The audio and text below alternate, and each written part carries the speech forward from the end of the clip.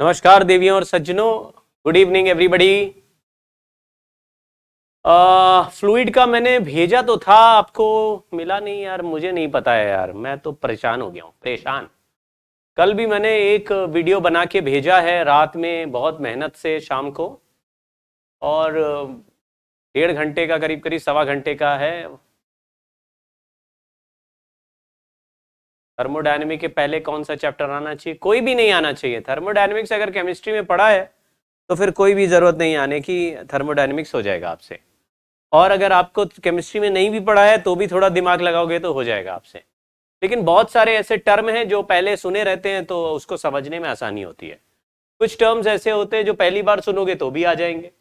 तो हर चैप्टर का difficulty level अलग अलग होता है, और हर चैप्टर में कुछ ना कुछ ऐसे पॉइंट जरूर होते हैं जिसको आपको 2 बार सुनना पड़ेगा, 2 बार पढ़ना पड़ेगा, फिर समझ में आएगा। हमेशा ऐसे नहीं हो सकता किसी भी चैप्टर में कि इस चैप्टर में सर जो भी आप बोल रहे हैं वो एक बार में ही समझ में आ रहा है। किसी भी चैप्टर में ऐसा नहीं होता। और अगर सारे चैप्टर में ऐसा आपके साथ हो रहा है तो या तो आप पहले उन शब्दों को, उन बातों को सीख चुके हैं, जानते हैं, या फिर आपको कोई चिरकुट बना रहा है और आपको सारी चीजें पढ़ा ही नहीं रहा। अगर सारी चीजें पढ़ाएंगे ही नहीं तो फिर आपको ज्यादातर चीजें समझ में आती रहेंगी, क्योंकि आसान आसान चीजें पढ़ा के निकल जाएंगे तो आपको दिक्कत नहीं होगी। लेकिन जब सारी चीजें सीखने की कोशिश करेंगे तो कुछ ना कुछ बातों में आपको थोड़ा बहुत मतलब थोड़ा बहुत दिक्कत आ सकती है।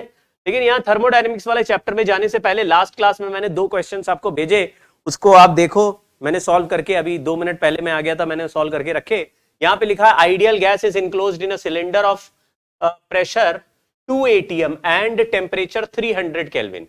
The mean time between 2 successive collision is इतना। हमने देखा था कि time interval between 2 successive collision का formula 1/n pi D square V ऐसा बनता था। यहाँ पे √2 वाला टर्म भी आ सकता है, लेकिन ये रेशो वाला सवाल है तो हमने रेशो में लिखा टाइम पीरियड इज, और ये number of molecules per unit volume लिखते थे इसको, कॉन्सेंट्रेशन ऑफ मॉलिक्यूल, नाप बाय रट, NAP यानी Avogadro number into pressure upon RT। ये लास्ट क्लास में हमने पढ़ा था, तो इसको यहां रख दिया। तो time interval between collision is RT by NAP pi D square v ऐसे करा। तो टाइम इंटरवल बिटवीन जो कोलिजन यहाँ T1 बाय T2 इस temperature T1 bye T2 P1 bye P2, और ये जो वेलोसिटी होती है ये एवरेज वेलोसिटी, हम इसको RMS वेलोसिटी लिखें तो √3RT बाय m होती है, क्योंकि यहाँ पे टेम्परेचर के इनवर्स डायरेक्टली प्रोपोर्शनल रूट पे आती है वेलोसिटी। तो यहाँ पे वेलोसिटी की टेम्परेचर का √T1 बाय T2 लिख दिया। तो जो टाइम बिटवीन 2 सक्सेसिव कोलिजन है उसमें τ2 equal to τ1 P1 bye P2 इसी से सॉल्व कर दिया। आप एक बार लिख के देखो, ये जो टाउ लिखा था यानी time interval between 2 successive collisions, उसको लिखा था हमने RT upon NAP pi D square v. यहां पे √2 भी आ जाता था, लेकिन जब हम τ1 और τ2 का रेशियो लेंगे तो यहां टेम्परेचर T1, यहां प्रेशर P1, यहां पर वेलोसिटी की जगह भी √T1 आ जाएगा। √T1 कट जाएगा तो यहां पे √T1 आ जाएगा। यानी ये जो टाइम इंटरवल है ये टेम्परेचर के रूट और प्रेशर के इनवर्सली प्रोपोर्शनल ऐसे आ गया। तो τ2 लिखा तो P2 ऊपर चला गया और टेम्परेचर का रूट नीचे आ गया। फिर τ2 का वैल्यू निकाला तो सब इधर सॉल्व कर देंगे। तो √T2 into pressure P1 upon √T1 into pressure P2 into τ1। देखो यही लिखा है, P1 ऊपर P2 नीचे, T2 ऊपर T1 नीचे, और τ1 यानी कि टाइम इंटरवल 6 इंटू 10⁻⁶ -8 को मल्टीप्लाई कर दिया। इसको पूरे को सॉल्व किया तो सॉल्व करने पर ये 3.87 यानी कि अप्रोक्सीमेटली 4 इंटू 10⁻⁻8 में आ गया।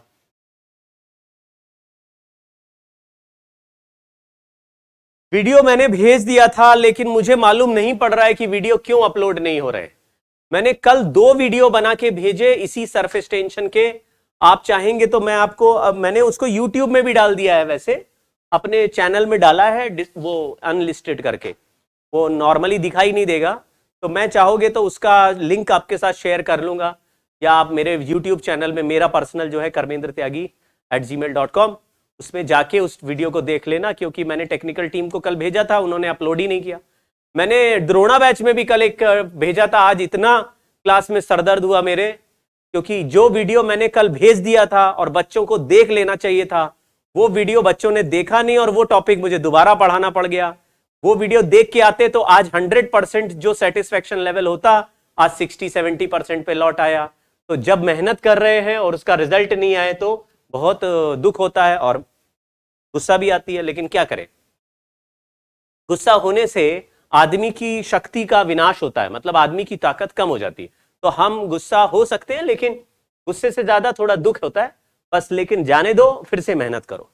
मैंने वीडियो भेज दिया है, अब वो देखते हैं टेक्निकल टीम क्या कहती है। मैंने तो कल ही भेज दिया था और फिर उनको मैसेज भी कर रहे हैं लेकिन कोई रिस्पॉन्स आ नहीं रहा, लग रहा है वो लोग नाराज हैं आपसे। A 25 into 10 raised power -3 metre cube volume cylinder is filled with 1 mole. 1 mole जो गैस होती है उसमें एवोगाड्रो नंबर के बराबर मॉलिक्यूल्स होते हैं और इतना वॉल्यूम दिया हुआ है। तो कितने मॉलिक्यूल्स है वो भी मुझे पता चल गया और कितना वॉल्यूम है वो भी मुझे पता चल गया। तो मैंने नंबर ऑफ मॉलिक्यूल्स और वॉल्यूम से डिवाइड कर दिया तो number of molecule per unit volume आ गया। n pi D square V ऐसा हमारा फॉर्मूला था, number of collisions per second. तो n pi D square by me, n जो होता है number of molecules per unit volume, तो number of molecules per unit volume कर दिया, पाई डी स्क्वायर वी कर दिया।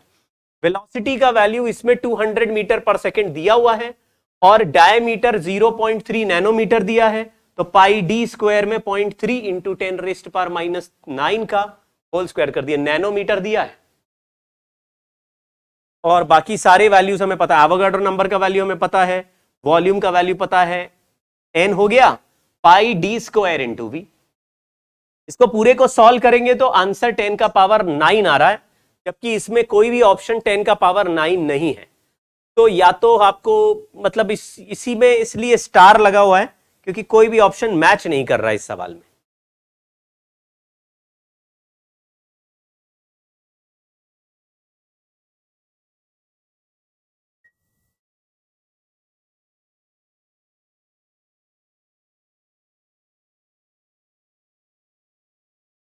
चलिए आगे बढ़ते हैं।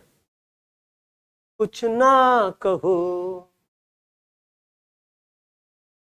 सर, स्टडी नहीं हो पाती, पता नहीं क्यों मन नहीं करता। अरे भैया ये मन तो हमारा भी नहीं करता है। जिस चीज का मन नहीं करता है वही करने को ही तपस्या कहते।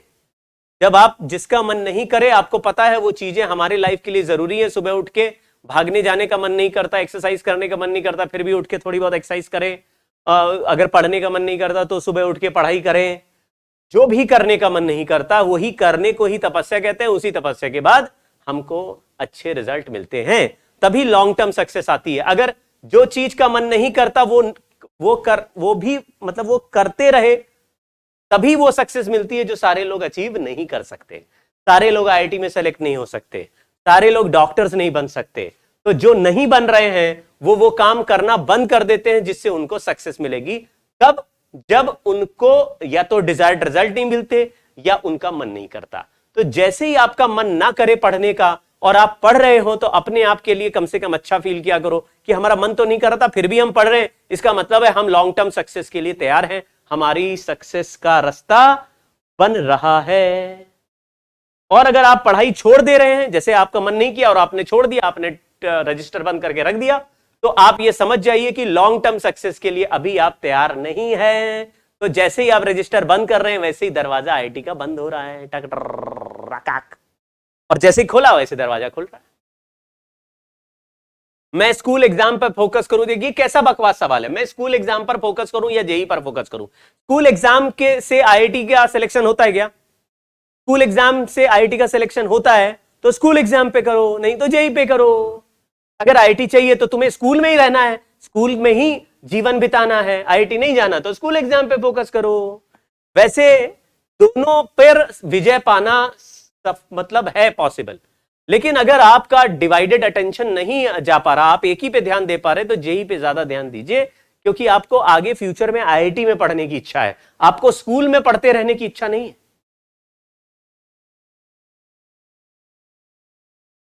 थर्मोडायनेमिक्स पढ़ेंगे, पहला चीज थर्मोडायनेमिक प्रोसेस। इसमें पहले एक दो पॉइंट लिख लेते हैं। पहला स्टेट ऑफ अ गैस। कुछ पॉइंट्स लिख रहा हूं, आप भी साथ साथ लिखते चलिए। Unique value of P V and T, यानी किसी भी गैस का प्रेशर, वॉल्यूम और टेम्परेचर का कोई भी एक यूनिक कॉम्बिनेशन होगा, वो एक स्टेट ऑफ अ गैस होता है। इक्वेशन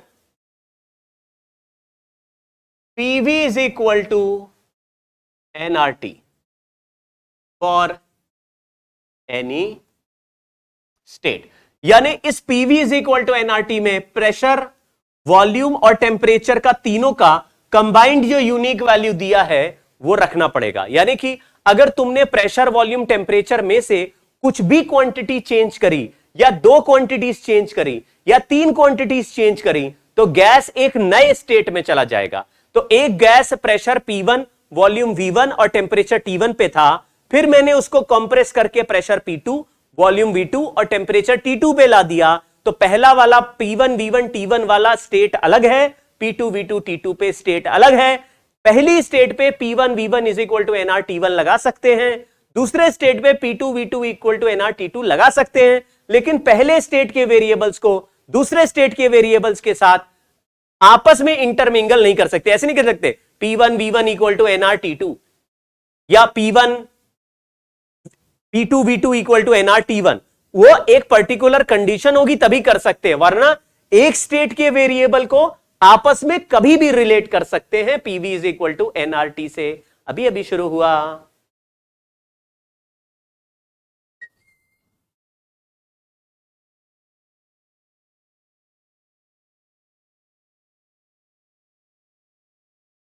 अभी एक अपने यहाँ के अच्छे, बहुत अच्छा बच्चा है, उससे बात मेरी हो रही थी, बहुत अच्छा कर रहा है। एक बच्चा है हमारे पास 12th में, the student is doing extremely good. तो वो जैसे बाहर के भी टेस्ट सीरीज दे रहा है तो उसके में ऑल इंडिया रैंक 1 ला रहा है, या जैसे एलन का टेस्ट सीरीज देता है तो काफी बार 1 रैंक पे आ जाता है, तो एलन वाले भी परेशान है, उसको पैसे दे के खरीदना चाहते हैं। ऐसे ही वो हमारे टेस्ट में भी बहुत एक्सट्रीमली अच्छा कर रहा है। तो उस बच्चे से मेरी बात हो रही थी, तो मैंने उससे पूछा कि तुम टाइम टेबल पे कैसे फॉलो करते हो, तो उसने 2-3 चीजें बताई, मैं आपके साथ शेयर करता हूं। हालांकि अभी उसका रिजल्ट तो आया नहीं, अभी तो उसने दिया भी नहीं है एग्जाम, तो जब उसका अच्छा रैंक आएगा तब उससे मिलवाएंगे भी। अभी ओवरऑल फोकस उस पर नहीं करते, लेकिन मैं इंटरनली आपसे शेयर कर रहा हूं।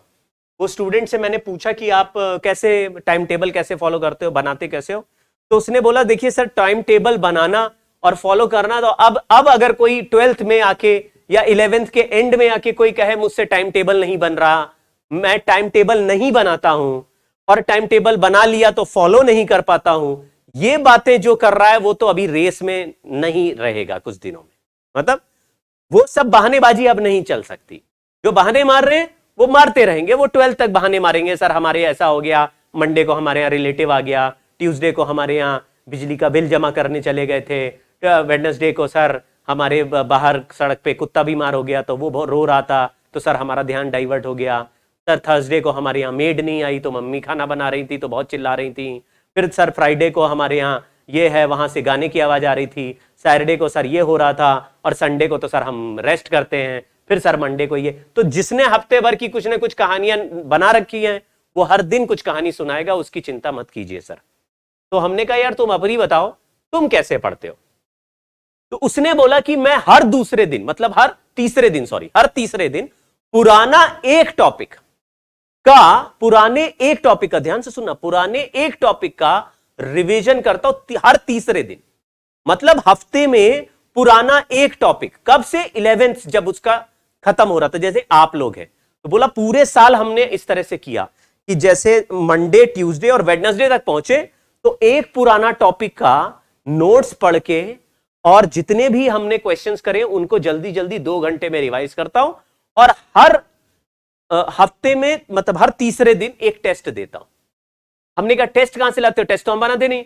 तो उसने बोला टेस्ट के लिए मैं क्या करता हूं, मेरी ही बुकलेट का 25 सवाल मैं अपनी मम्मा को बोल देता हूं या अपने फादर को बोल देता हूं, कैसे टिक मार दो।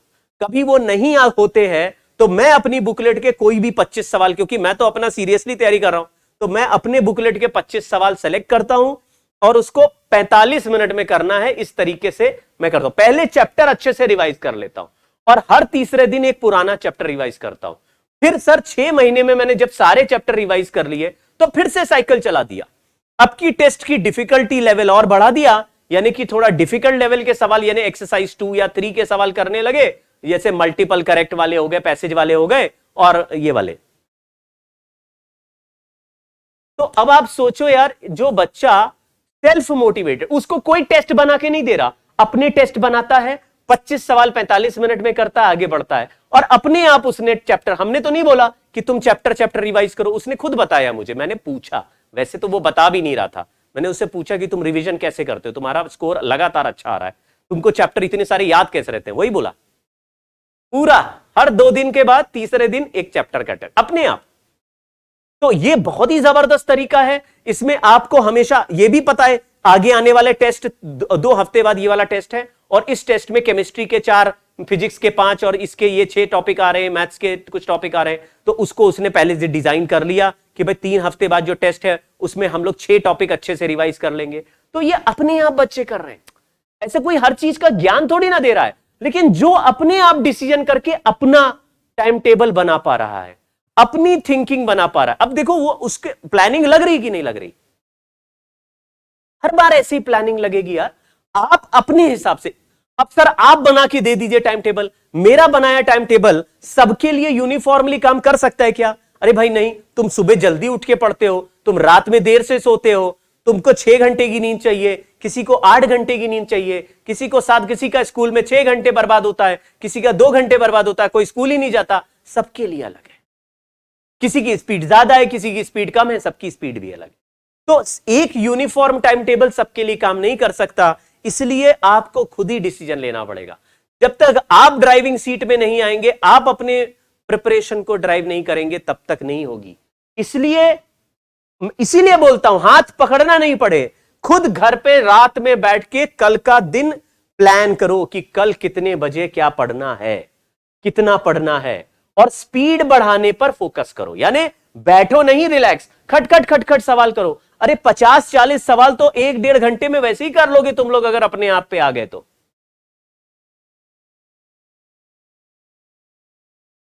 अब जैसे मैंने ये बताई कि हर तीसरे दिन वो टेस्ट देता है, क्या ये हर बच्चे के लिए काम करेगा? नहीं, क्योंकि किसी की स्पीड स्लो है या किसी के स्कूल में एग्जाम है तो वो 6 दिन में रिवाइज कर सकता है, या कभी छुट्टियां पड़ गई तो हर हफ्ते में 3 टेस्ट भी कर सकते हो, 3 चैप्टर रिवाइज कर सकते हो। तो इस तरीके से आप अपना डायनेमिक थोड़ा कार्यक्रम बनाइए, और अपने आप को यार मोटिवेट करने के लिए इतना नहीं परेशान रहो। मोटिवेशन कभी कभी जरूरत होती है जब डाउन फील करो, वरना अगर आप बहुत अच्छे से पढ़ाई कर रहे हो तो वो पढ़ाई ही आपके लिए मोटिवेशन है, आपको वैसे ही अच्छा लगता रहेगा, आज यार काफी पढ़ाई करी, बहुत अच्छा लग रहा है, कल भी इसको कंटिन्यू करेंगे, इस तरह से। चलिए, इक्वेशन हो गया। तीसरा बात है थर्मोडायनेमिक प्रोसेस। हमारे लिए सारे थर्मोडायनेमिक प्रोसेस एकदम आइडियल है और रिवर्सिबल है। थर्मोडायनेमिक प्रोसेस किसको कहते हैं? जिस तरीके से मेथड और path to change state of a gas. अब गैस के स्टेट चेंज करने का मतलब उसके P1 V1 T1 के वैल्यू से गैस को उठा के P2 V2 T2 पे ले जाने को थर्मोडायनेमिक प्रोसेस, जिस तरीके से, तरीका, method, way, path is called thermodynamic process. दुनिया में थर्मोडायनेमिक्स में कितने प्रोसेस होते हैं टेम्परेचर, प्रेशर और वॉल्यूम चेंज करने के? जैसे मैं एक एग्जांपल लेता हूं, हमारे पास एक ऐसा प्रोसेस होता है जिसमें वॉल्यूम चेंज नहीं होता और उसको हम आइसोकोरिक प्रोसेस कहते हैं। एक ऐसा प्रोसेस होता है जिसको वॉल्यूम चेंज नहीं होता, उसको हम आइसोकोरिक प्रोसेस कहते हैं। तो इसी प्रकार से कितने प्रोसेस होते हैं दुनिया में? आपसे पूछ रहा हूं सवाल, आप जरा बताइए लिख के, कितने प्रोसेस होते हैं दुनिया में जिसको थर्मोडायनेमिक प्रोसेस कह सकते हैं?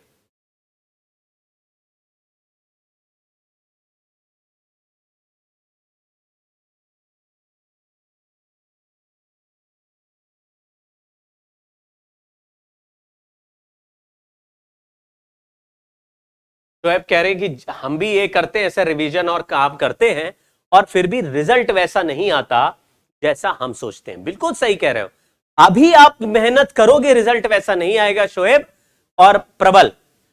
ध्यान से सुनो भाई मेरी बात, मैं हाथ जोड़ रहा हूं आपके सामने, आप जो है ध्यान से सुनिए मैं क्या बोल रहा हूं।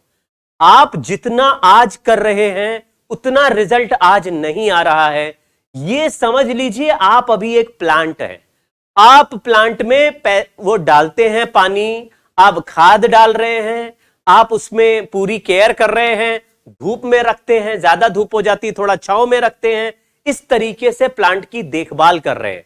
लेकिन क्या पहले दिन से ज्यादा खाद डालने से आम या फ्रूट निकलता है? नहीं निकलता है। फ्रूट कब निकलेगा? जब उसका सही सीजन या समय आएगा तभी निकलेगा। तो आप ये समझिए कि आज आपका इनपुट जा रहा है, आज आप इसमें मेहनत डालते जा रहे हैं, फिक्स डिपॉजिट होता जा रहा है, हर दिन पैसा डाल रहे हैं, बैंक अकाउंट बढ़ रहा है। अगर आज ही से निकालने लगोगे तो पैसा कभी बनेगा नहीं, पैसा कमाएगा नहीं। तो जो आज ज्यादा मेहनत कर रहे हैं इस उम्मीद में कि कल अच्छा रिजल्ट आएगा, उनका अच्छा रिजल्ट आएगा। लेकिन जो इस प्रोसेस को गाली देने लगे या कहने लगे पढ़ने का कोई फायदा नहीं है, हम आज 4 घंटे पढ़े, सवाल तो 40 सॉल्व हुए नहीं, तो एग्जाम में कैसे कर लेंगे यार? 3 घंटे में 70-75 सवाल के सॉल्व करने, वहां कैसे हो जाएंगे? तो आज ये डिसाइड कर ले कि 3 घंटे में कैसे 70-75 सवाल। आज तो 1 घंटे में 2 सवाल सॉल्व हो रहे हैं। तो आज से अगर प्रोपोर्शनैलिटी बनाई तो फिर आप प्रोसेस को वो कर रहे हो, गालियां दे रहे हो या प्रोसेस को गलत कह रहे हो, और यहीं से आपकी प्रोग्रेस रुक जाएगी। जैसे ही आपने कहा कि हम कितना भी पढ़ लें हमारे नंबर नहीं आते, भगवान ऊपर से बोलता है तथास्तु। तो आपको कभी भी इस तरह की नेगेटिव बातें नहीं करनी है। तो करना क्या है? सर हम इतनी मेहनत कर रहे हैं तो बढ़ नहीं रहे नंबर बढ़ेंगे, मेरी गारंटी ले लो आप। नंबर तब बढ़ेंगे जब एग्जाम में आपको जरूरत होगी। आप बस करते चलो, ये डिपॉजिट मारते चलो, ये धीरे धीरे बढ़ता जाएगा। बहुत अच्छे अच्छे बच्चे मैंने देखे हैं जो शुरुआत के टेस्ट में या 11th भर में टेस्ट में हर बार खराब करते आए, लेकिन उनको ये पता है, उनके पेरेंट ने भी सिखाया यार तुम अपना एफर्ट मारो, नंबर कितने आ रहे जोड़ो ना, क्वेश्चन कम सॉल्व हो रहे, स्पीड बढ़ाने की कोशिश करते रहो, बस कोशिश करते रहो, फिर जो होगा देखा जाएगा यार। हमारे कंट्रोल में जो है हम वो करते हैं। सर का हर एक का कोई ऐसा थोड़ी ना है कि हर एक का बिल्कुल बराबर लाइन खींचना चाहिए, ऐसा नहीं। तो कभी भी इस कहानी को गलत नहीं बोलो कि सर हम कुछ भी कर ले नंबर नहीं आएंगे, हम कुछ भी पढ़ ले क्वेश्चन सॉल्व नहीं होंगे, ऐसा नहीं है। अगर एक डीपीपी में 12 सवाल है तो ऐसा नहीं है कि किसी डीपीपी में कोई भी सवाल आपसे सॉल्व नहीं होता है। किसी में 4 होते हैं, किसी में 5 होते हैं। यही प्रोग्रेस है यार। एक बार पढ़ के आधा 5 या 4 या 3 क्वेश्चन सॉल्व हो रहे हैं, ये कम नहीं है, ये भी ठीक है। और 1-2 बार और पढ़ोगे तो फिर से 2-3 सॉल्व हो जाएंगे, और 2-3 ऐसे होंगे जो बहुत दिनों बाद सॉल्व होंगे। हाँ, तो हम लोग मेहनत कर रहे हैं ना, इसलिए तो कम से कम तुम में और उस बच्चे में अंतर होगा ना, जो 2 बार पढ़ के छोड़ देगा, बोलेगा यार भाग, होते तो है नहीं, क्या फायदा पढ़ने का। बस वही अपॉर्चुनिटी आपके पास आ गई। जो बच्चा 2 बार पढ़ के छोड़ देगा, उससे 4 सवाल अभी भी नहीं हो रहे थे, और आप 2 के बाद तीसरी बार पढ़ोगे, आपसे 1 ज्यादा होने लगेगा।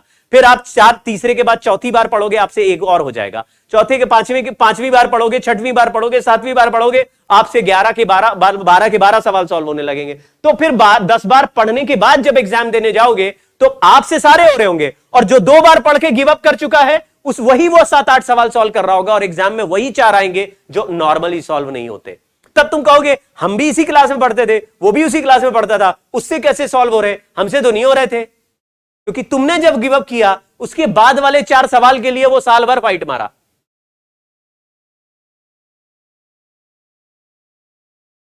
P1 V1 T1 equal to P2 V2 नहीं, इक्वल टू नहीं। सवाल यह है कितने प्रोसेस थे।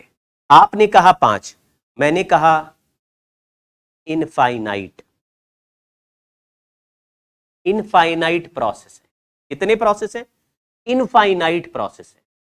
4-5 तो वो प्रोसेस है जिनका नाम हमें पता है, 4-5 तो वो प्रोसेस है जिनको हम अच्छे से पहचानते हैं। लेकिन दुनिया में प्रेशर, वॉल्यूम और टेम्परेचर चेंज करने के इनफाइनाइट प्रोसेस है, इनफाइनाइट तरीके हैं जिससे गैस को P1 V1 T1 से बदल के P2 V2 T2 पे ले जाए। इसलिए ध्यान रखना, कई बार ऐसे सवाल भी आएंगे जिसमें कोई ऐसा प्रोसेस भी हो रहा होगा जो ना तुमने सुना होगा, ना तुम्हें उसके बारे में कुछ पता होगा। तो ये नहीं कहना जो हमें नहीं पता वो नहीं होता, ऐसा नहीं है। बहुत बढ़िया। आगे बढ़ते हैं। अब इस चैप्टर में हमको 3 हिस्से में ये चैप्टर करना है। पहले हम चेंज इन इंटरनल एनर्जी, फिर वर्क डन और फिर हीट गिवन के बारे में ये 3 बातें करेंगे और फिर फर्स्ट लॉ ऑफ थर्मोडायनेमिक्स में आ जाएंगे। फर्स्ट लॉ ऑफ थर्मोडायनेमिक्स, बस इसी प्रोसेस में चलेंगे और इस प्रोसेस में आने वाली सारी चीजों को समझते जाएंगे। याद रखिएगा, याद रखिएगा कि ये जो थर्मोडायनेमिक्स में हमारा पॉइंट ऑफ व्यू ये था, याद करो मैंने लास्ट क्लास में बताया था कि हम वर्क डन को ढूंढ रहे हैं, क्योंकि गैस हमारे लिए एक एम्प्लॉय है और हमने एम्प्लॉय को नौकरी पे रखा है और मैंने उसको सैलरी दिया है। सर कितना सैलरी दिया है? हमने उसको सैलरी में हीट दिया है और क्या एक्सपेक्ट कर रहे हैं, और वो एक्सपेक्ट कर रहे हैं कि वो सैलरी खा जाएगा और मुझे वर्क देगा। तुम मुझे हीट दो, मैं तुम्हें वर्क दूंगा, ऐसा गैस ने मुझे बोला, तो मैंने उसको हीट दिया और उससे एक्सपेक्ट कर रहे वर्क। तो हमारा इस चैप्टर में सबसे इंपॉर्टेंट बात है वर्क डन, और उसी वर्क डन को अभी हम पढ़ेंगे। लेकिन पहले चेंज इन इंटरनल एनर्जी है। वो गैस के कंटेनर के अंदर कितनी एनर्जी बंद है उसको इंटरनल एनर्जी बोल रहे हैं। सर लेकिन वो एनर्जी किस फॉर्म में होती है? देखो, गैस के कंटेनर के अंदर मॉलिक्यूल्स आपस में इधर उधर रैंडम मोशन करते हैं तो उनके पास काइनेटिक एनर्जी होती है। अगर वाइब्रेशन करेंगे तो काइनेटिक के साथ थोड़ी बहुत पोटेंशियल एनर्जी और वाइब्रेशन भी हो सकता है। इस तरीके से पार्टिकल्स के पास या तो ट्रांसलेशनल और रोटेशनल और वाइब्रेशनल काइनेटिक एनर्जी है, प्लस वाइब्रेशनल में पोटेंशियल एनर्जी भी है। तो सारी डिग्री ऑफ फ्रीडम को मिला के मैं 1/2 nRT कर दूं तो टोटल एनर्जी ऑफ गैस आ जाता है। उसी एनर्जी को हम इंटरनल एनर्जी कह रहे हैं। तो चेंज इन इंटरनल एनर्जी क्या है? तो डेल्टा यू का फॉर्मूला मैंने लास्ट क्लास में सिखाया था, F/2 nR डेल्टा टी, या इसी का फॉर्मूला NCV डेल्टा टी है। ये जो डेल्टा यू का फॉर्मूला मैंने बनाया, ये टेम्परेचर डिफरेंस पे डिपेंड करता है, प्रोसेस पे नहीं। तो delta U is independent of process for temperature change delta T. यानी कि अगर किसी T1 टेम्परेचर के गैस से गैस का टेम्परेचर T2 कर दे तो उसको किस प्रोसेस से चेंज कर रहे हैं इस पे डिपेंड नहीं करेगा। मान लीजिए मैंने पीवी ग्राफ बनाया और टेम्परेचर T1 से T2 कर दिया, यहां पे टेम्परेचर T1 से T2 कर दिया और आपने बोला यार ये बताओ पहला प्रोसेस ए है दूसरा प्रोसेस बी है, तो डेल्टा यू ए ज्यादा हुआ या डेल्टा यू बी ज्यादा हुआ? आपने कहा जी टेम्परेचर चेंज अगर सेम है तो डेल्टा यू ए और डेल्टा यू बी, यानी किसी भी प्रोसेस से टेम्परेचर चेंज करोगे तो आंसर सेम आएगा, independent of process for same temperature change. इसी से मुझे एक बात और पता चलेगी कि अगर कोई साइक्लिक प्रोसेस है, इन अ साइक्लिक प्रोसेस, लिखते चलो बहुत सिंपल है, in a cyclic process delta U total is always 0। क्यों? क्योंकि साइक्लिक प्रोसेस में एक गैस को एक प्रोसेस से स्टेट 1 से स्टेट 2 ले जाएंगे, फिर हो सकता है किसी स्टेट 3 पे ले जाएं, फिर 3 से वापस 1 पे ले आए। साइक्लिक प्रोसेस का मतलब है you come back to your initial state. तो अगर टेम्परेचर T1 से T2 चले गए, T2 से T3 चले गए और T3 से वापस T1 आ गए, तो इसका मतलब है इन अ वे घूम घाम के T1 से वापस T1 पर ही आ गए। अगर किसी गैस का टेम्परेचर इनिशियल भी T1 था और बाद में भी T1 है, तो जितनी इंटरनल एनर्जी पहले रही होगी वही बाद में रही होगी, यानी सारा मिला के चेंज इन इंटरनल एनर्जी 0 हो जाएगा। तो साइक्लिक प्रोसेस में डेल्टा यू टोटल 0 है, इसको आप लिख लीजिए, बहुत सिंपल है।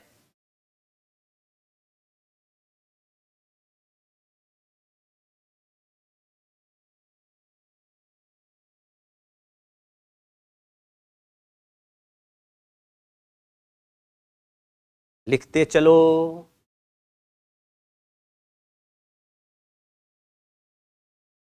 पीवी का वैल्यू हमको क्वेश्चंस में ऑलरेडी गिवन होगा, नहीं तो मोनो एटॉमिक गैस के लिए 3R/2, डायटॉमिक गैस के लिए 5R/2, पॉली एटॉमिक गैस के लिए 6R/2, ऐसा हमने लिख दिया।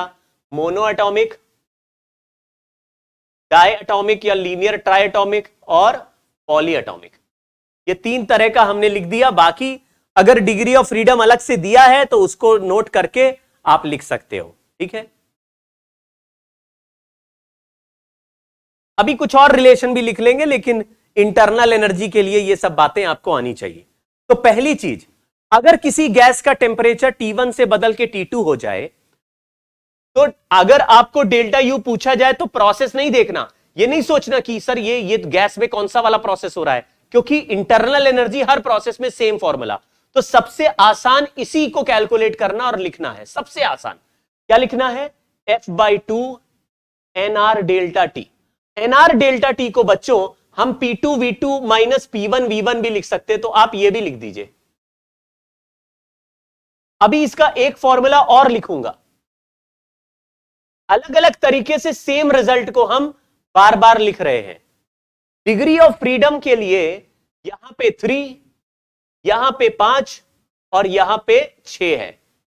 तो आप डिग्री ऑफ फ्रीडम के टर्म्स में लिखना चाहें तो NR delta T, NRT2 minus NRT1 होता है P1 V1 equal to NRT1, P2 V2 equal to NRT2। तो P2 V2 minus P1 V1 F/2, ये हुआ हमारा डेल्टा यू। तो डेल्टा यू के 3 फॉर्मूले हैं। एक और है गामा के टर्म्स में। आपने गामा के बारे में अगर सुना हो तो आपको याद होगा कि थर्मोडायनेमिक्स में बोलते हैं CP/CV equal to gamma.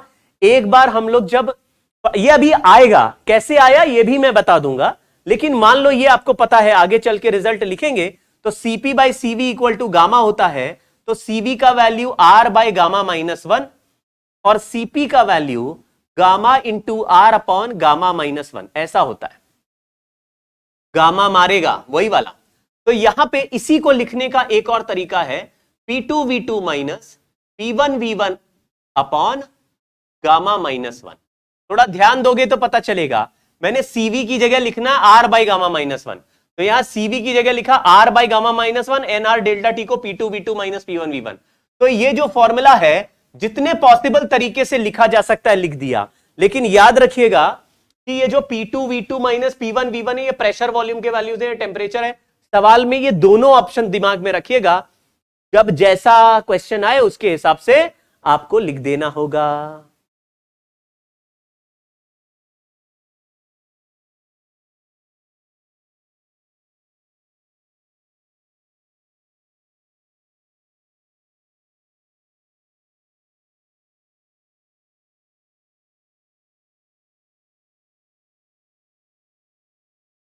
Delta U का फॉर्मूला हो गया,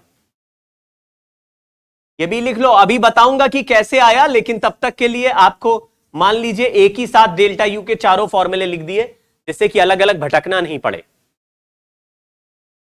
चलो, अब वर्क डन बाय गैस। मैंने इस चैप्टर में बोला सबसे इंपॉर्टेंट जो चीज है वो वर्क डन ही है। हमारे को सबसे ज्यादा सवाल वर्क डन पूछे जाने के ही आते हैं। वर्क डन बताओ, वर्क डन बताओ, इस प्रोसेस का वर्क डन बताओ, इसका वर्क डन बताओ, इस तरह का वर्क डन बाय गैस। यहां देखो लिखा है by the gas. By gas का मतलब है गैस ने कितना वर्क किया। आप केमिस्ट्री और फिजिक्स में ये डिफरेंस पाएंगे।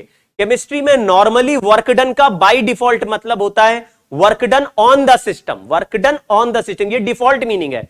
यानी कि अगर किसी सवाल में मुझे W का वैल्यू 100 दे दिया जाए फिजिक्स के सवाल में, और ये नहीं लिखा जाए कि work done on the gas है या work done by the gas है, तो हमको अपने आप work done by the gas मान लेना है। मैं फिर से रिपीट करता हूं, हमारे यहां default meaning of work done का मतलब है work done by the gas. अगर क्वेश्चन में पूछा है फाइंड वर्क डन, तो ये मत सोचना कि सर ये तो लिखा ही नहीं, work done on the gas पूछा है या work done by the gas पूछा है, ये तो पूछा फाइंड वर्क डन। तो फिजिक्स में जब थर्मोडायनेमिक्स आएगा तो बाय डिफॉल्ट क्या मीनिंग मान के चलना है, work done by the gas. याद रखिए, work done by the gas. दूसरी बात, इस केस में work done by the gas जो हम निकाल रहे हैं, ऑलराइट ठीक है, एक बच्चे ने, ठीक है, तो work done by the gas ही हमें निकालना है, हमको ऑन द गैस नहीं निकालना है। ठीक है, अभी हमारा आंसर अगर पॉजिटिव आया तो work done by the gas ही हो रहा है, अगर नेगेटिव आया तो उतना ही work done on the gas हो रहा होगा। इस तरीके से भी बात कर पाएंगे। चलिए, एक ही formula work done by gas का है, वो है इंटीग्रेशन पीडीवी, कहानी खत्म। बस इसी फॉर्मूले को याद रखना है। अलग अलग प्रोसेस पे जब लिखेंगे तो प्रेशर अलग अलग तरीके से बदल रहा होगा, इसलिए वर्क डन इज प्रोसेस या पाथ डिपेंडेंट?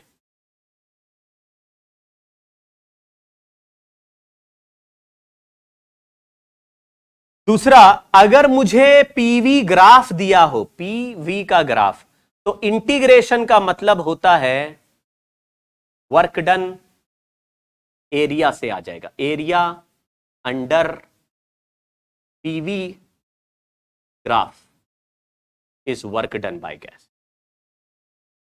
तीसरी बात, अगर गैस एक्सपैंड कर रही है यानी वॉल्यूम इंक्रीज करा तो work done by gas positive है, अगर वॉल्यूम डिक्रीज करा तो work done by gas negative है, और अगर वॉल्यूम कांस्टेंट रहा, याद रखिए ये नहीं कहना कि इनिशियल और फाइनल वॉल्यूम सेम है, ये कहना है कांस्टेंट वॉल्यूम है, यानी वॉल्यूम कभी चेंज ही नहीं हुआ, आइसोकोरिक, तो अब वर्क डन को 0 लेना है, there is no change in volume.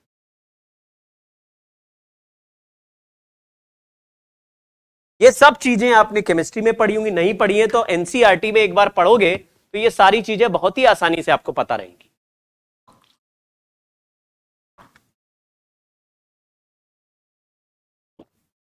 Sir लेकिन ये फॉर्मूला आया कैसे?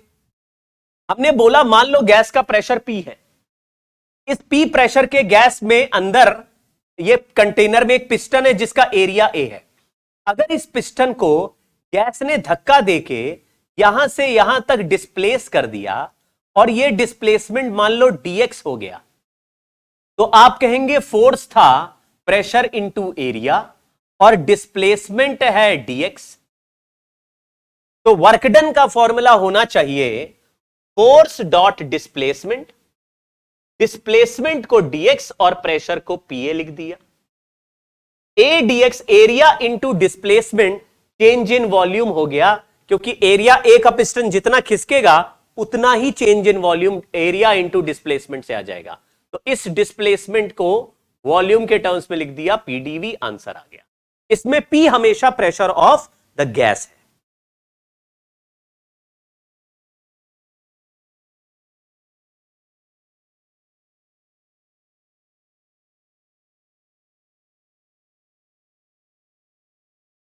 केमिस्ट्री में जब आप पढ़ेंगे तो ये वर्क डन का फॉर्मूला नेगेटिव में चलता है, क्योंकि work done on the system की बात करते हैं वो लोग, हम लोग bye the gas, by the system की बात कर रहे हैं, work done by the gas, हमको ये वर्क डन बाहर चाहिए। सवाल एक कर लेते हैं, बहुत ही सिंपल क्वेश्चन है, जल्दी जल्दी से सॉल्व करते हैं। लिखा है pressure equal to k v square where k is a constant, determined work done by gas in expansion from v naught to 2v0। Pressure का वैल्यू लिखा है के वी स्क्वायर, तो प्रेशर अगर के वी स्क्वायर है तो work done by gas is integration from v naught to 2v0 p dv, और पी की जगह लिख देंगे के वी स्क्वायर, तो k v square dv, v naught से 2v0, यहां पे वैल्यू लिखा के वी स्क्वायर बाहर आ गया तो वी क्यूब बाई 3 हो जाएगा, V cube by 3 V naught से 2v0, इसमें वैल्यू रख देते हैं, तो के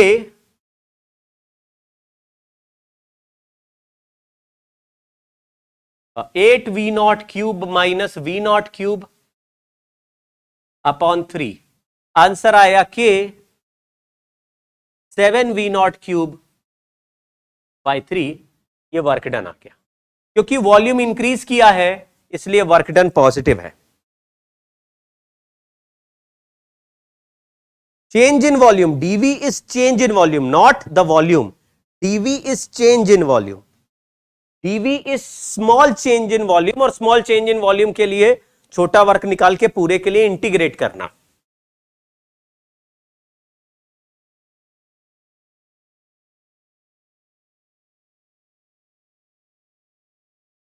ठीक बात, लेकिन ये वर्क डन जो आया work done by the gas है। अब पूछा जाए work done on the gas बताओ, तो negative of work done by the gas, तो क्योंकि ऑन द गैस अगर पूछ लिया तो 7 के वी नॉट क्यूब बाई 3 का जो आंसर आया work done by the gas का आया। हमारे लिए जो भी आंसर आता है हमेशा work done by the gas का आंसर आता है, लेकिन सवाल में work done on the gas पूछ लिया तो हमारा आंसर, इसी आंसर को नेगेटिव में लिख देना है। अगर ये आंसर नेगेटिव आता तो आंसर को पॉजिटिव लिख देते। खेल समझ गए क्या?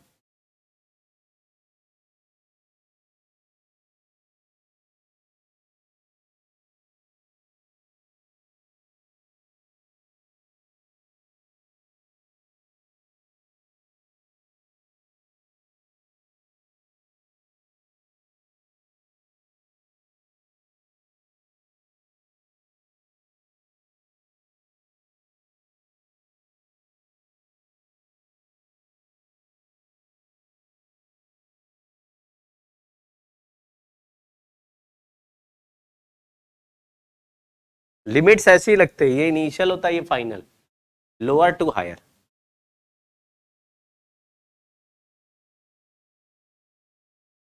तो work done by the gas हमने निकाला क्योंकि यही डिफॉल्ट फॉर्मूला है। वर्क डन बाय गैस का आंसर प्लस आया, लेकिन सवाल में लिखा है work done on the gas, तो फिर मैंने जो आंसर आएगा उसको नेगेटिव में लिख देना। ये एक अलग पिक्चर है जो याद रखनी है। चलिए आगे बढ़ते हैं। लिखा है external forces are acting on massless piston, external forces on massless piston are given. If लगा देते हैं, इफ। दूसरा, और piston moves slowly from position 1 to position 2। कभी कभी सवाल में लिखा ही रहेगा मासलेस पिस्टन है, कभी मास भी दिया रहेगा तो चिंता नहीं करना, क्योंकि पिस्टन स्लोली मूव करता है, वेलोसिटी गेन नहीं करता। तो मैं आपको एक सवाल, मतलब एक सिचुएशन देता हूं। मान लीजिए ये गैस है जिसका प्रेशर अंदर P है और बाहर एक स्प्रिंग लगा है, अब और बाहर एटमॉस्फेरिक प्रेशर भी है। तो मैंने कहा, या एक और सिचुएशन बना, तो ऐसे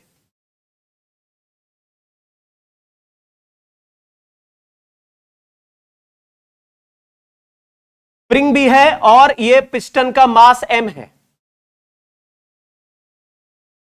और ग्रेविटेशनल फोर्स नीचे है, मतलब mg नीचे भी लग रहा है, ऊपर से एक P नॉट प्रेशर भी है, पिस्टन का एरिया A है, यहां पिस्टन का एरिया A है। मान लीजिए ये पिस्टन का डिस्प्लेसमेंट x हो जाए, मान लीजिए इस पिस्टन का डिस्प्लेसमेंट x हो जाए। स्प्रिंग पहले नेचुरल लेंथ पे था, स्प्रिंग पहले रिलैक्स्ड था, उसके हिसाब से कर रहे हैं, नहीं भी होगा तो भी कर पाएंगे। तो कभी कभी सिस्टम में अंदर का प्रेशर क्या है इसकी चिंता हमें नहीं करनी है। देखो फिर सवाल समझो, इस क्वेश्चन में अंदर गैस है लेकिन गैस के बारे में ज्यादा चिंता नहीं करनी है। गैस के अलावा पिस्टन के दूसरे साइड कौन है वो सारे वैल्यूज हमको दिए हैं। जैसे गैस अंदर है लेकिन गैस के अगेंस्ट इधर एटमॉस्फेरिक प्रेशर है जिसका वैल्यू P नॉट है, कांस्टेंट है, ये एटमॉस्फेरिक प्रेशर है, और ये स्प्रिंग फोर्स है जिसका कांस्टेंट K है। तो आपने कहा पिस्टन पे एक्सटर्नल फोर्सेस जो लग रहे हैं वो सारे के सारे मेंशन्ड है। जैसे इस पिस्टन पे गैस के प्रेशर वाला जो फोर्स लगेगा उसके साथ साथ स्प्रिंग फोर्स लगाएगा, mg फोर्स लगाएगा और एटमॉस्फियर फोर्स लगाएगा। आप थोड़ा इमेजिन करो, ये नहीं बिल्कुल समझ में आ रहा, कुछ भी समझ नहीं आ रहा। अरे मैंने एक गैस के कंटेनर में पिस्टन को रख दिया, ऐसे लगा दिया, अंदर एक गैस बंद है और इस पूरा सिस्टम रुका हुआ है, ये पिस्टन ऐसे बैलेंस है, इस पिस्टन को एक स्प्रिंग से कनेक्ट कर दिया। अब मैंने सोचो इस गैस को गर्म किया, गर्म करेंगे तो गैस एक्सपैंड होने लगा, कुछ भी इमेजिन नहीं हो रहा। हम पे ये किसने हरा रंग डाला, दुख ने हमारे हमें मार डाला।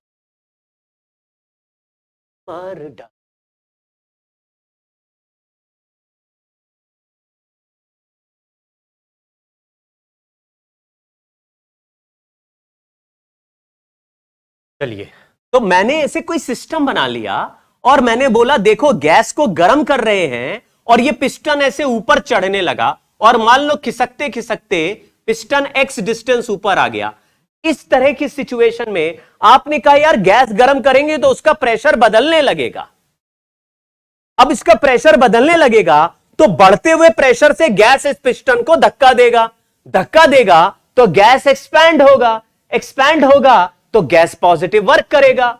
अब सवाल पूछा जाए कि ये गैस ने कितना वर्क किया, तो आप समझो मैं यहां पे क्या पॉइंट बना रहा हूं कि if piston is displaced by a displacement x, तो लिखा इफ पिस्टन इज डिस्प्लेस्ड। अब देखो स्लोली चलना है, काइनेटिक एनर्जी नहीं आ रही है, डिस्प्लेस्ड स्लोली बाय x, तो पिस्टन पे लगने वाले कुछ फोर्सेस इधर से लग रहे हैं और कुछ फोर्स गैस लगा रहा है और कुछ फोर्स एक्सटर्नल है, एक्सटर्नल फोर्सेस है।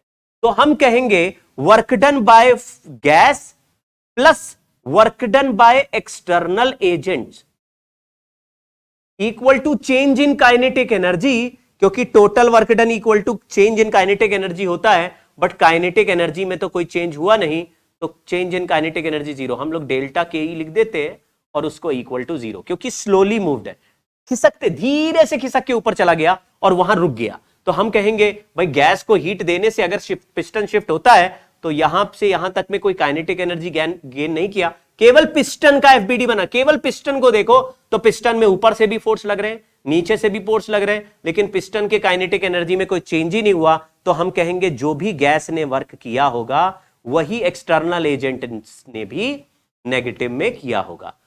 तो गैस का वर्क डन नहीं निकालेंगे हम, उसके अलावा जो एजेंट्स हैं एक्सटर्नल एजेंट्स, उनका वर्क निकाल देंगे। सर इसमें एक्सटर्नल एजेंट्स कौन है? Minus of work done bye atmospheric pressure plus work done by spring plus work done bye mg।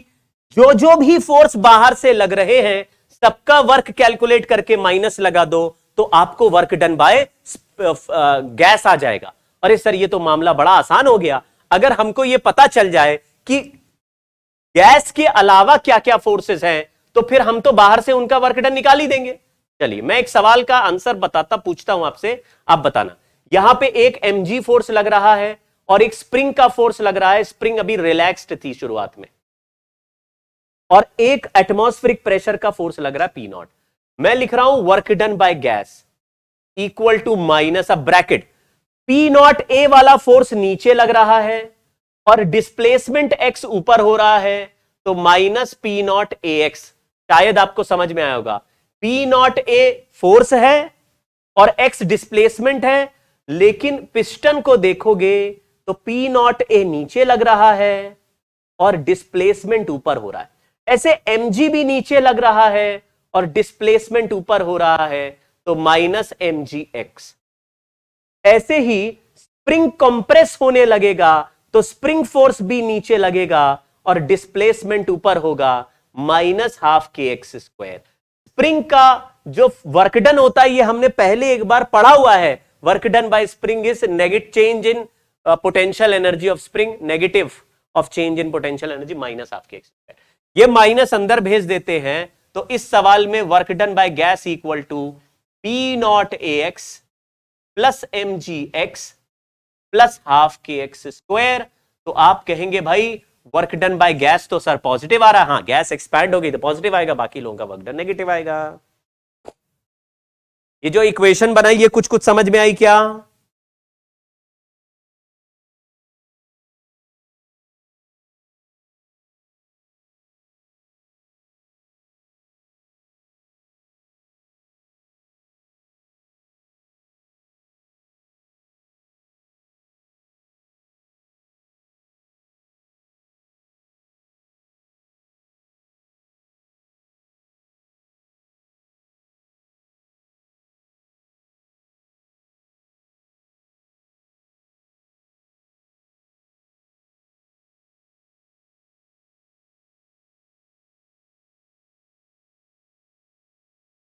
तो सवालों को थोड़ा एक बार देख लेना होता है। देखो कुछ प्रोसेस है जो बड़े जाने पहचाने, आइसोकोरिक, आइसोबैरिक, आइसोथर्मल, एडियाबैटिक, कुछ ऐसे प्रोसेस हैं जो जाने पहचाने नहीं है। जैसे ये कोई प्रोसेस नहीं है जिनका नाम हमें पता था। इस तरह के नए बनाए डिजाइन में अगर गैस एक्सपैंड होगी तो हमको यह चेक कर लेना होगा कि प्रेशर का वर्क डन बाय गैस तो पूछा है, लेकिन गैस इस पिस्टन पे गैस के अलावा फोर्स कौन लगा रहा है। अगर अलावा वालों का वर्क डन आसानी से सॉल्व कर सकते हो तो वही लिख दो, नेगेटिव लगा दो, वर्क डन बाय गैस आ जाएगा। बहुत सिंपल है। और अगर जाने पहचाने प्रोसेस है तो फिर पिस्टन विस्टन की चिंता मत करो। अगर आइसोकोरिक, आइसोबैरिक, आइसोथर्मल, एडियाबैटिक, ये प्रोसेस ऐसे हैं जिनके नाम और जिनके फॉर्मूले हमें ऑलरेडी पता होंगे तो डायरेक्ट लगा देंगे ना, फिर क्यों हम टेंशन लेंगे। लेकिन इस तरह का, अब ये बताओ क्या कह सकते हो कि आइसोबैरिक प्रोसेस है? नहीं कह सकते, क्योंकि स्प्रिंग फोर्स बदल रहा है। स्प्रिंग फोर्स बदलने से अंदर के गैस का प्रेशर भी बदल रहा होगा। क्या ये एडियाबैटिक प्रोसेस है? नहीं, क्योंकि इसमें हीट दे रहे हैं, ये एडियाबैटिक नहीं हो सकता। क्या ये आइसोथर्मल है? ऐसा कुछ मेंशन नहीं है, अंदर गैस गर्म कर रहे हैं तो टेम्परेचर भी बदल सकता है गैस का, तो ये आइसोथर्मल नहीं है, एडियाबैटिक नहीं है, और आइसोबैरिक भी नहीं है, और आइसोकोरिक भी नहीं है। तो जब हमारे पहचान का कोई भी प्रोसेस नहीं है तो फिर हम फॉर्मूला क्या लगाएंगे? तो फॉर्मूला मत लगाओ, पिस्टन को देख लो, पिस्टन के दूसरे साइड से जो फोर्स है, अगर उनका वर्क डन आ गया तो गैस का वर्क डन उसी का नेगेटिव लिख दो।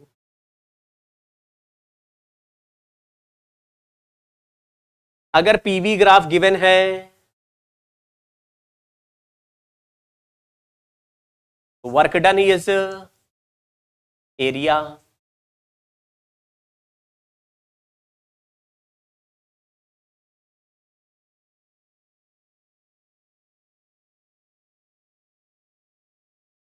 अगर वीपी ग्राफ गिवन है तो आपको वॉल्यूम वाले एक्सिस पर ही लेना है, area work done by gas. आप याद रखिए वॉल्यूम वाले एक्सिस पे ही ग्राफ का एरिया ड्रॉप करना है।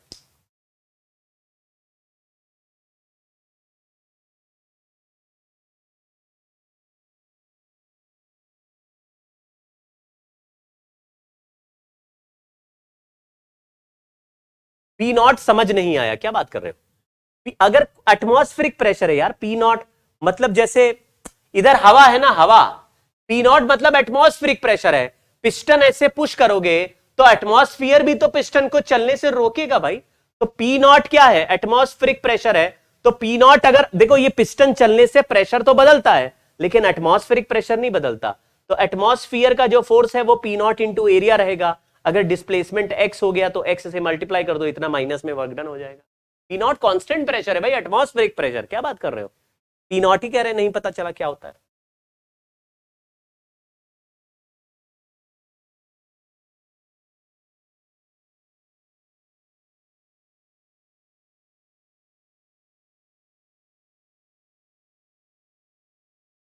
एक सवाल पूछ रहे हैं प्रोसेस का पता कैसे लगाएंगे। देखो दो तीन चीजें हैं प्रोसेस के बारे में, हर प्रोसेस के बारे में मैं कुछ इंफॉर्मेशन दूंगा।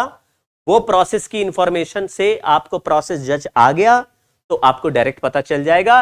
और कुछ ऐसे प्रोसेस भी होते हैं जिनकी कोई स्पेशल कंडीशन नहीं होती, बस वो होते हैं। तो आपको हर प्रोसेस का नाम या पता लगाने की जरूरत नहीं है। तो कुछ जनरल प्रोसेस होते हैं, इनफाइनाइट टोटल प्रोसेसेस है। चलिए अभी ये पॉइंट लिख लो, work done by gas in a cyclic process. तो साइक्लिक प्रोसेस में टोटल वर्क डन अगर निकालेंगे तो area enclosed by the cyclic PV graph.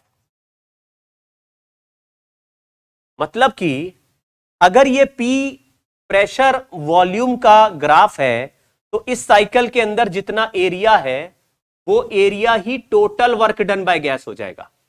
Total work done, total किसको कहते हैं? अगर एक प्रोसेस का वर्क डन W1, दूसरे का W2, तीसरे का W3, चौथे का W4 है तो ये total work done is W1 plus W2 plus W3 plus W4। ये चारों का मिला के टोटल वर्क डन आएगा। दूसरी बात, इफ ऐसा दिया प्रेशर वॉल्यूम, इसका जो फ्लो है, पीवी का फ्लो, ये क्लॉकवाइज है, क्लॉकवाइज। तो वर्क डन को, टोटल वर्क डन को पॉजिटिव लिखना है। अगर पी और वी ऐसा है लेकिन साइकिल एंटी क्लॉकवाइज है, तो एरिया तो फिर भी सिमिलर दिखेगा, लेकिन एरिया को नेगेटिव वर्क डन लिखना है, यानी माइनस के साथ लिखना है। अगर मैं आपको ये सामने जो साइकिल दिया है इसमें पूछूं कि इसमें चारों प्रोसेस का वर्क डन मिला के अगर टोटल वर्क डन निकाले तो कैसे निकालेंगे, तो आप कहेंगे जो इसमें एरिया बंद है वो निकाल लो। मान लो इस एरिया का वैल्यू 50 आ रहा है, तो वर्क डन का आंसर क्या लिखेंगे, आप लिखेंगे जितना एरिया आ रहा है उतना ही आंसर लिखेंगे। लेकिन फ्लो देख लो इस साइकिल का, इस साइकिल का फ्लो चल रहा है एंटी क्लॉकवाइज। अगर प्रेशर ऊपर और वॉल्यूम नीचे हो और एंटी क्लॉकवाइज साइकिल हो तो वर्क डन को नेगेटिव लिखना है। तो वैसे मान लो एरिया 50 आया लेकिन वर्क डन को -50 लिखना है। अगर ये क्लॉकवाइज साइकिल में एरिया 50 आया तो वर्क डन को +50 लिखना है। क्यों?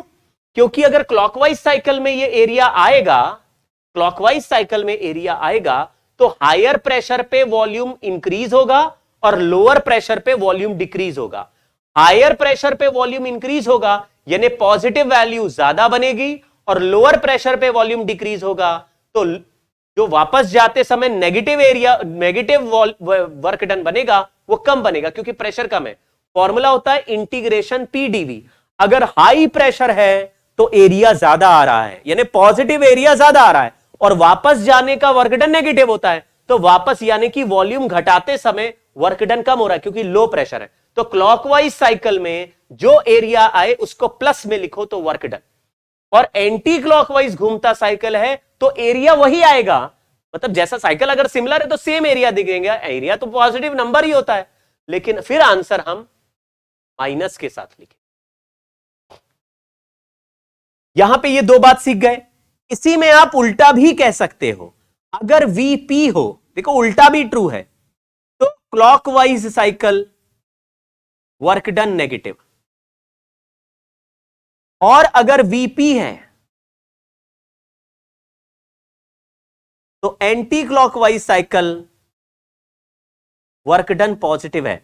लेकिन आप समझ लो कि कन्वेंशनली ग्राफ्स में प्रेशर इधर वॉल्यूम इधर होता है, तो हम ये याद कर लेंगे, अगर उल्टा होगा तो उल्टा लिख देंगे, ये भी पता रहेगा।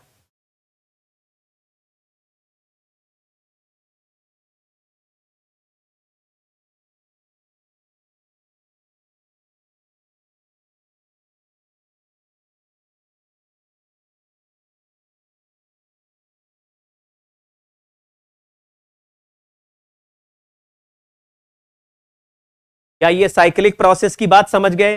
तो मैं आपसे फिर से पूछता हूं, अगर एक साइक्लिक प्रोसेस दिया है तो चारों प्रोसेस मिला के total change in internal energy कैसे निकालेंगे? आप कह दो वो जीरो होता है, उसको निकालने की जरूरत नहीं, टोटल हमेशा जीरो। Change in internal energy is always zero in a cyclic process. But what is total work done? How do we find total work done in a cyclic process? तो आपको बोलना, अगर पीवी डायग्राम दिया रहेगा तो हम पीवी डायग्राम का area निकालेंगे, अंदर जो बंद एरिया उसी से वर्क डन आ जाएगा। अगर पीवी डायग्राम नहीं दिया रहेगा तो फिर चार प्रोसेस है तो चारों का अलग अलग वर्क डन निकाल के ऐड कर देंगे तो टोटल वर्क डन आ जाएगा।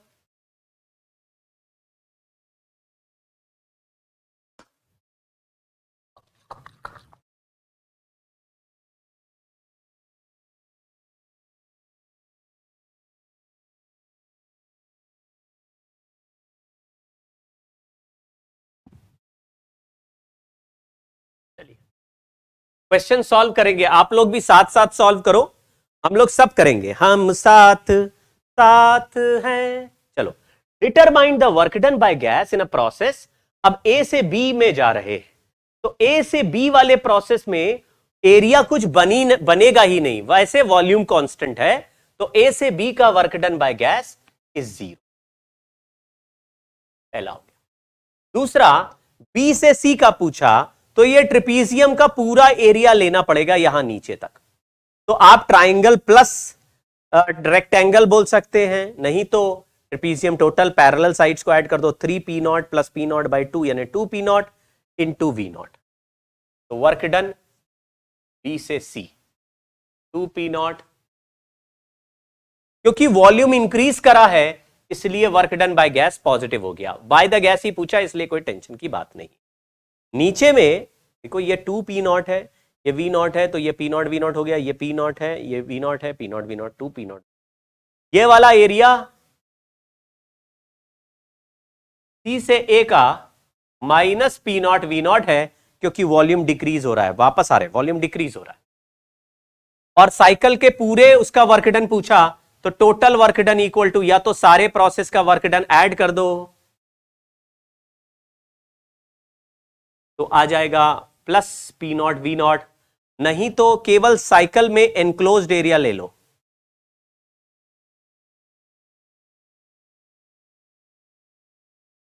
उससे भी प्लस p0 v0 है। हमें कैसे पता प्लस है? क्योंकि यहां पे क्लॉकवाइज घूम रहा है।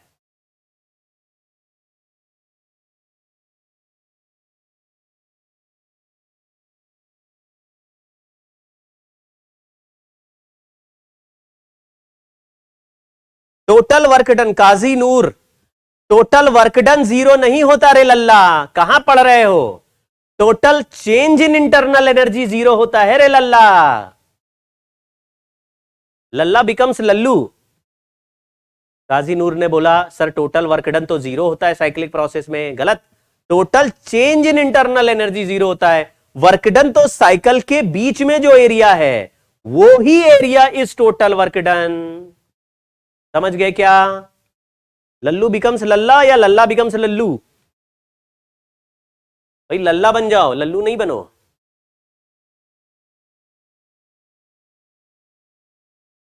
सवाल बहुत अच्छा है इसलिए मैं होमवर्क दे रहा हूं। बहुत ही अच्छा सवाल है, होमवर्क। यहां पे दो साइकिल बने हुए हैं, बोल रहा टोटल वर्क डन बताओ, लेकिन एक एंटी क्लॉकवाइज है और एक क्लॉकवाइज है, तो उसके हिसाब से आपको सॉल्व करना पड़ेगा।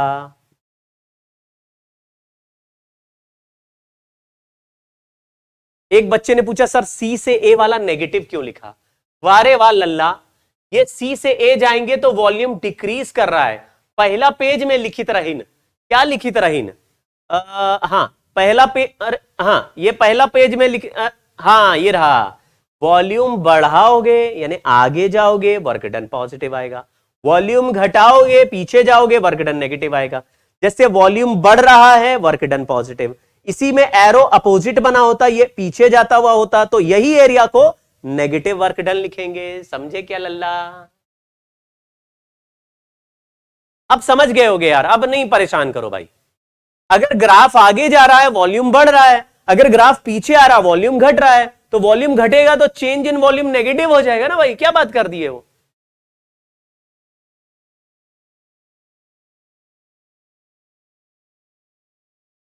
काव्या मेशराम तो हमारे इलाके की लग रही हैं। काव्या, काव्या आप यहीं आसपास की लग रही हैं, हमारे इलाके की। An ideal gas goes through a cyclic process while traces a circle on PV diagram as shown in the figure, work done by the gas in one cycle। देखो वैसे तो ये सर्कल लिखा है, लेकिन एक एक्सिस प्रेशर की है और दूसरी एक्सिस वॉल्यूम की है। प्रेशर अलग होता है, वॉल्यूम अलग होता है। सर्कल में अगर दोनों एक्सिस अलग हो जाए तो वो सर्कल नहीं बनके एलिप्स हो जाता है। तो आपको कभी सर्कल नहीं मानना, क्या मानना है? एलिप्स मानना है। अगर एलिप्स है ये, तो एलिप्स का एरिया का फॉर्मूला क्या होता है? तो आप कहते हैं भाई एक एक्सिस अलग है, जैसे ये एक्सिस है प्रेशर वाली और ये एक्सिस है वॉल्यूम वाली, और प्रेशर अलग क्वांटिटी है, ये 2p0 है और यहां पे 2v0 है। तो हमने बोला ये होता है ए और ये होता है बी, तो area of ellipse is pi A B. तो ए की जगह लिख दिया v0 और बी की जगह लिख दिया p0, तो पाई p0 इंटू। याद रखिए यहां पे प्रेशर और वॉल्यूम दोनों अलग अलग फिजिकल क्वांटिटी है, इसलिए ये कभी सर्कल नहीं है। मतलब ये सर्कल दिखने में है लेकिन है ये इलिप्टिकल, दोनों एक्सिस अलग है तो इलिप्टिकल है। यहां वॉल्यूम थोड़ी ना बना रखा है, लेकिन साहब ये सर्कल तो क्लॉकवाइज है, तो क्लॉकवाइज है तो हम यहां पे आंसर प्लस कर देंगे। एरिया आ गया और एरिया ही वर्क डन होता है, तो प्लस पाई p0।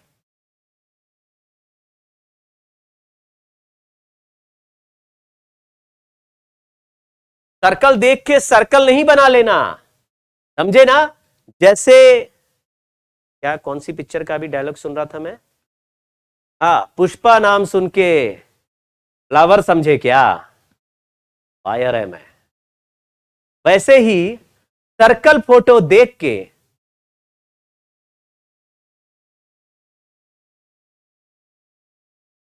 सर्कल समझे क्या, एलिप्स है ये।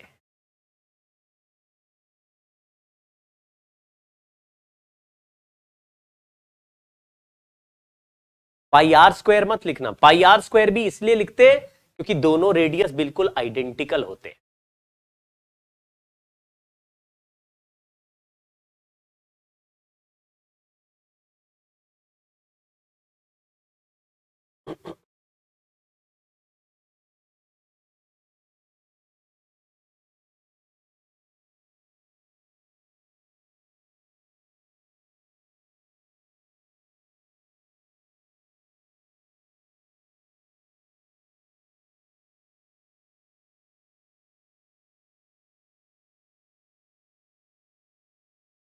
मैंने आपको आज की क्लास के शुरुआत में लिखा कि हम डेल्टा यू पढ़ेंगे, हमने पढ़ लिया।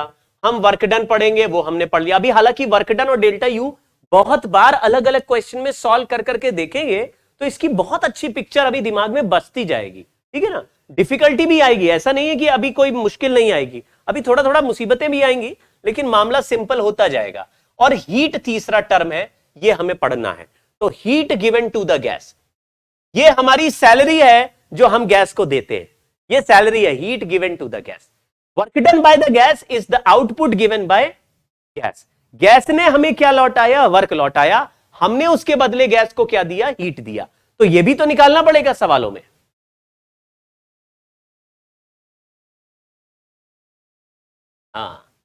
तो work heat given to the gas बहुत सिंपल रखना है, इसका सिंबल Q हो गया, और Q अगर पॉजिटिव आएगा किसी सवाल में तो heat is given to the gas.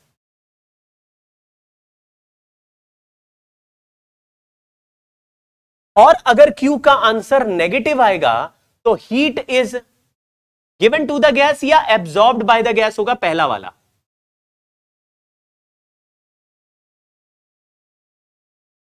और heat is rejected by the gas और एक्सट्रैक्टेड फ्रॉम द गैस।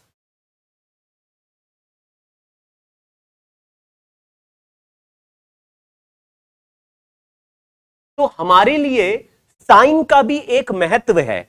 अगर किसी सवाल में हम हीट दे रहे हैं, तो अगर Q यानी कि मान लो 180 जूल मैंने हीट ऐसे दी, कंटेनर के अंदर पहुंचाई, तो ये Q को आपको प्लस 180 जूल बोलना है। लेकिन किसी सवाल में Q कैलकुलेट किया और Q का आंसर -100 जूल आ गया, तो आप ये नहीं कहना मैंने -100 जूल दिया, आप ये भी कह सकते हैं कि इस गैस ने +100 जूल बाहर रिजेक्ट कर दी।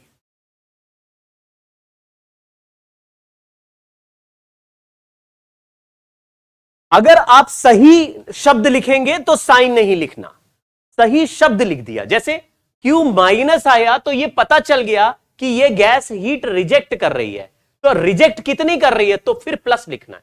अगर सही शब्द चूज कर लिया तो सही साइन, मतलब आप फिर साइन नहीं लिखना, फिर प्लस ही लिखना। जैसे अगर हीट सचमुच गैस को दी तो वो answer Q is equal to +100, और सचमुच गैस से बाहर निकली तो -100। लेकिन अगर मैंने लिख दिया कितनी रिजेक्ट हुई, सही शब्द यूज कर लिया, तो वो सही शब्द में फिर माइनस नहीं लगेगा, फिर +100 ही हो जाए।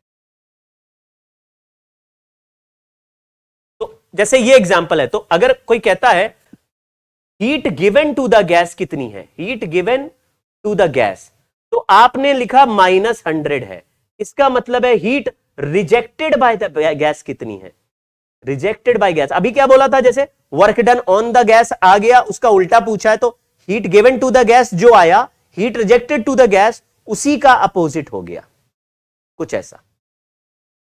अगर heat given to the gas -100 joule है, तो heat rejected by the gas is plus, वही वैल्यू प्लस में लिख देनी है। जैसे work done by the gas अगर 100 था, तो work done on the gas कितना आया, उसी को माइनस में लिख दो।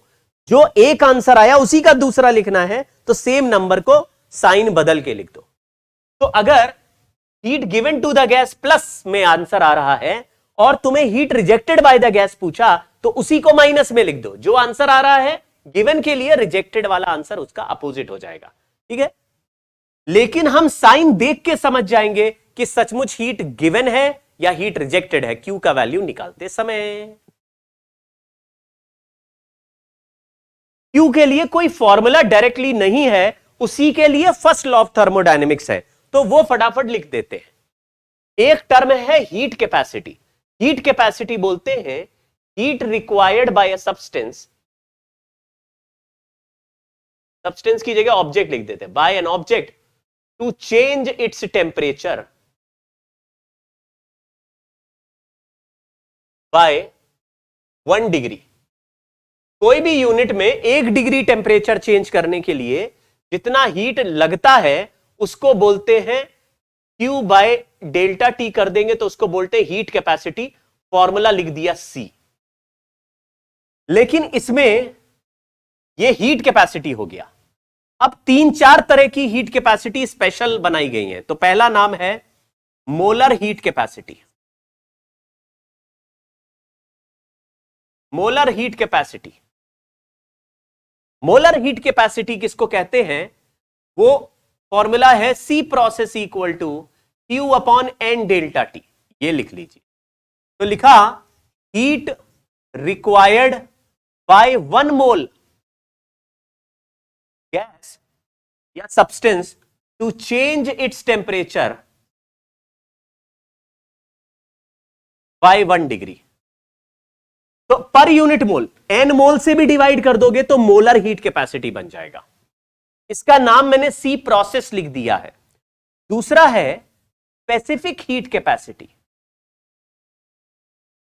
क्योंकि हम थर्मोडायनेमिक्स गैस वाले इसमें है चैप्टर में, तो गैस लिख सकते हैं, नहीं तो ये जनरल सब्सटेंस के लिए होता है। तो heat required bye an object, मतलब गैस लिखना जरूरी नहीं है, इस सभी के लिए सेम ट्रू होता है। By 1 gram of an object to change its temperature by 1 degree. अरे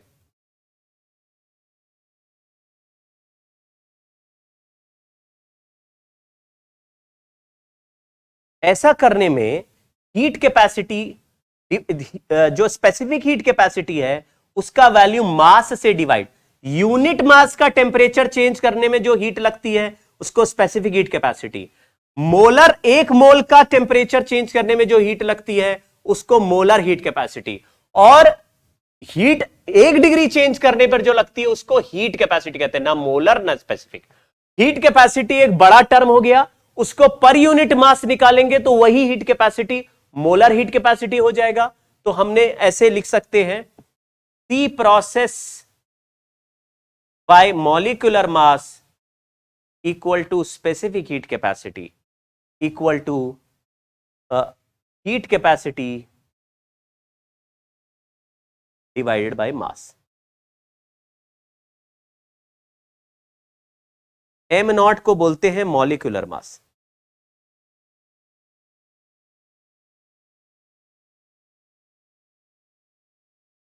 इसको नोट कर लो, फिर नेक्स्ट टाइम मैं इसको और सिखाऊंगा और नेक्स्ट टाइम इस पे आगे बात करेंगे। थर्मोडायनेमिक्स अभी चलेगा 2-3 क्लास।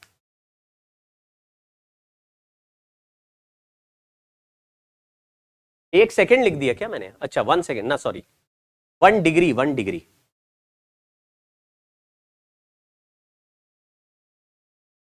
चलिए धन्यवाद, बहुत बढ़िया।